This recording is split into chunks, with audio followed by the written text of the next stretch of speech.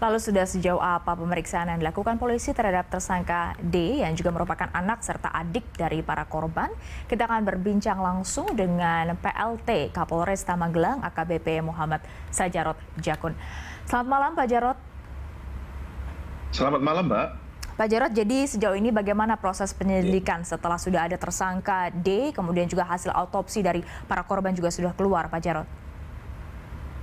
Iya, berdasarkan hasil olah TKP kemarin, untuk sementara ini kami mendapatkan fakta baru bahwasanya yang bersangkutan atau pelaku telah melakukan percobaan pembunuhan yang dilakukannya pada hari Rabu kemarin, di mana sempat yang bersangkutan memberikan zat beracun juga atau bahan kimia berupa arsenik ya kepada 4 orang, di mana antara lain adalah kedua orang tuanya, satu kakak kandungnya dan satu lagi Pak D-nya atau kerabat keluarga orang tua tersebut. Namun karena dosisnya yang cukup rendah, sehingga hal ini tidak sampai menyebabkan korban tersebut meninggal dunia, hanya mengalami mual dan muntah-muntah, di mana zat kimia atau beracun tersebut yang arsenik didapat secara online yang sudah direncanakan dari sejak hari Selasa tanggal 15 November dan dibeli secara online pada hari Kamis tanggal 17 November.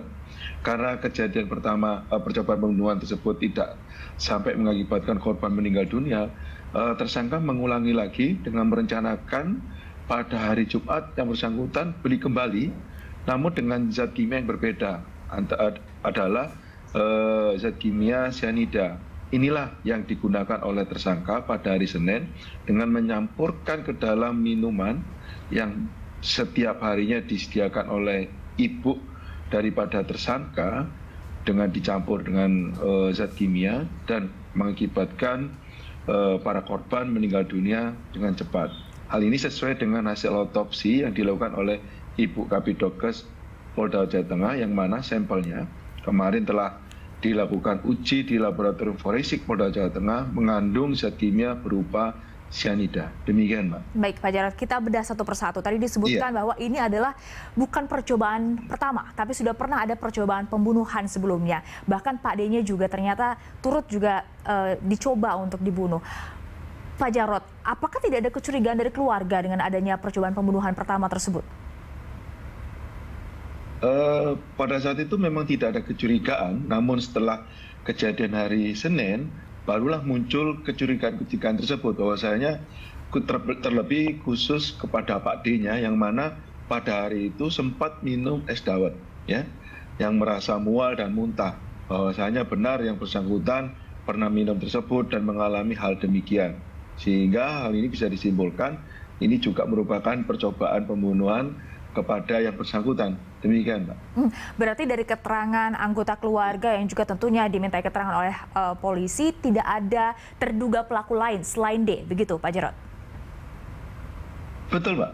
Tidak ada terduga lain selain yang bersangkutan, karena yang bersangkutan melakukannya seorang diri. Demikian, Mbak. Bukan untuk ditiru, Pak Jarot, jadi tidak perlu terlalu detail, tapi boleh gambarkan kepada kami seperti apa maksudnya ketika pelaku bisa mencampurkan racun tersebut ke minuman, kemudian tanpa curiga keluarganya kemudian meminum, padahal sebelumnya sudah pernah mual-mual juga, Pak Jarot? Iya, sangat sederhana sekali, Mbak. Yang bersangkutan melarutkan zat kimia dengan kurang lebih takaran 1 sampai 1,5 sendok teh, ya, dicampurkan ke dalam minuman. Seketika itu juga yang mana ibu korban atau orang tua daripada tersangka meninggalkan dapur, dan disitulah aksinya dilakukan oleh tersangka. Seketika kembali lagi bapak, ibu dan kakak kandungnya meminum dan kembali, maka timbul reaksi yang ada di dalam organ tubuhnya yang mengakibatkan para korban meninggal dunia. Dan itu sangat singkat waktunya, betul ya Pak Jarot? Hanya 15 sampai dengan 30 menit? Betul, Pak. Betul sekali apa disampaikan oleh Ibu Kapidokes Polda Jawa Tengah. Berarti saat itu pelaku tidak menyediakan minuman untuk dia, jadi hanya kepada para korban, begitu ya? Iya, yang menyediakan adalah ibu orang tua daripada tersangka, yang mana setiap harinya selalu menyediakan teh dan kopi. Demikian, Mbak. Lalu kalau tadi disebutkan sudah bisa dipastikan dari hasil autopsi ini adalah racunnya sianida dan dibeli secara online. Kita tahu sianida ini adalah zat yang berbahaya. Bagaimana pelaku kemudian bisa menemukan dan membelinya secara mudah lewat online, Pak Jarod? Iya, yang bersangkutan memberikan keterangan bahwasanya belajar melalui browsing di internet dan sekaligus mencari tahu zat kimia apa yang memiliki reaksi cepat terhadap organ tubuh sehingga dapat menimbulkan kematian atau meninggal dunia. Maka dari itu tersangka belanja secara online di salah satu toko ya yang menyediakan zat kimia tersebut. Dengan motif dugaan awal adalah karena tidak terima ia diminta sebagai tulang punggung keluarga. Apa yang membuat polisi akhirnya menyimpulkan dugaan awal ini, Pak Jarod? Iya, dugaan awal kami pada saat kami melakukan olah TKP ada beberapa kejanggalan yang kami temukan.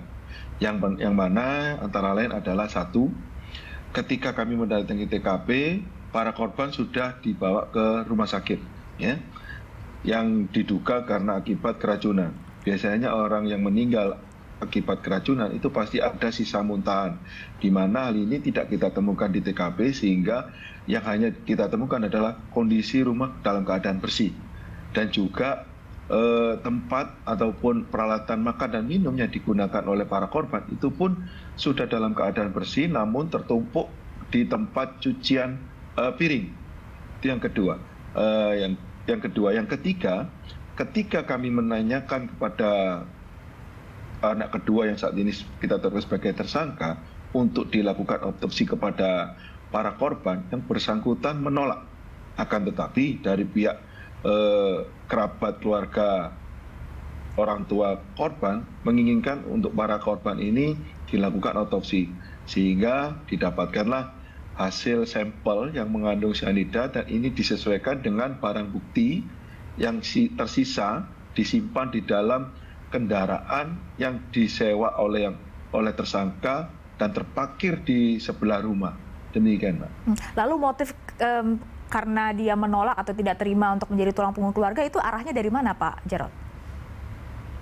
Iya, yang bersangkutan sendiri menyampaikan demikian karena mengingat orang tuanya, khususnya bapaknya, telah pensiun 2 bulan yang lalu dan juga kakak kandungnya sendiri tidak bekerja mengingat beberapa waktu yang lalu sempat bekerja dan ibunya adalah ibu rumah tangga yang mana semua kebutuhan keluarga itu dibebankan kepada yang bersangkutan. Disinilah muncul niat karena sakit hati dan iri kepada kakak kandungnya yang tidak diberikan beban untuk membantu daripada memenuhi kebutuhan keluarga.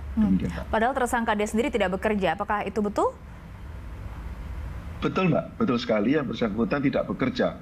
Namun tetapi ketika kami menanyakan, sempat yang bersangkutan menyampaikan pernah bekerja di salah satu perusahaan milik negara, yakni adalah PT KAI. Ketika kami melakukan pengecekan data di sana, bahwasanya yang bersangkutan tidak terdaftar. Lalu dari keterangan keluarga lainnya juga, apakah yang juga dimintai keterangan oleh polisi, apakah menyatakan memang selama ini tidak ada konflik sama sekali, hanya konflik soal tidak terima dia menjadi tulang punggung keluarga? Itu makanya menjadi dugaan kuat motif dari pelaku, Pak Jarod? Iya, selama ini berdasarkan informasi yang ada di sekitar tempat kejadian perkara, tetangga, kerabat maupun saudara daripada korban, untuk keluarga besar yang bersangkutan tidak pernah ada masalah sekecil apapun. Semuanya baik-baik saja. Dan juga munculnya informasi ini berdasarkan daripada keterangan yang bersangkutan bahwasanya memang benar menyampaikan sakit hati sehingga memiliki niat untuk membuat daripada korban khususnya keluarga terdekatnya meninggal dunia.